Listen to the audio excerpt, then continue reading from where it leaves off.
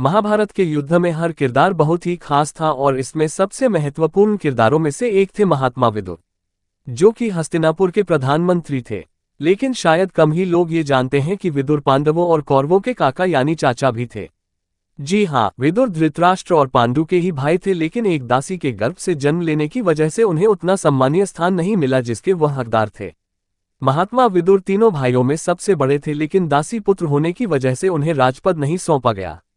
लेकिन ये बात कम ही लोग जानते हैं कि महाभारत युद्ध के बाद महात्मा विदुर का क्या हुआ और उनकी मृत्यु कैसे हुई। महाभारत ग्रंथ में महात्मा विदुर को धर्मराज का ही स्वरूप माना गया है और उन्होंने योद्धा होते हुए भी महाभारत युद्ध लड़ने से इनकार कर दिया था, इसलिए वह युद्ध से दूर रहे।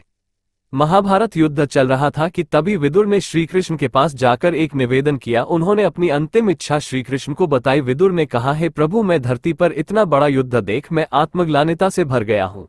मेरी मृत्यु के बाद इस धरती पर अपने शरीर का मैं एक भी अंश नहीं छोड़ना चाहता। ऐसे में आपसे निवेदन है कि मेरी मृत्यु के बाद न मुझे जलाए, न गाड़े, न ही जल में प्रवाहित करें। प्रभु, मेरी मृत्यु के बाद आप कृपया सुदर्शन चक्र में मुझे परिवर्तित करें। मेरी अंतिम इच्छा यही है। उनकी इस इच्छा को श्रीकृष्ण मान गए और ऐसा ही करने का आश्वासन दिया। महाभारत का युद्ध जब समाप्त हुआ तो वन में पांचों पांडव विदुर जी से मिलने गए। युधिष्ठिर को देख विदुर ने प्राण त्याग दिए व युधिष्ठिर में ही उनकी आत्मा समाहित हो गई। युधिष्ठिर के लिए ये सब हैरान कर देने वाला था। अपनी दुविधा का हल जानने के लिए उन्होंने श्रीकृष्ण को स्मरण किया। श्रीकृष्ण घटनास्थल पर प्रकट हुए और युधिष्ठिर की दुविधा को दूर करते हुए बोले, हे युधिष्ठिर, चिंता न करो। विदुर धर्मराज के अवतार थे और तुम भी धर्मराज हो। इस तरह प्राण त्यागने के बाद उनकी आत्मा तुम में समाहित हुई है। अब मैं विदुर को दिया वरदान पूर्ण करूंगा। इतना कहते हुए श्रीकृष्ण ने विदुर जी के शव को देखते ही देखते सुदर्शन चक्र में बदल दिया। इस तरह उनकी अंतिम इच्छा उन्होंने पूरी कर दी।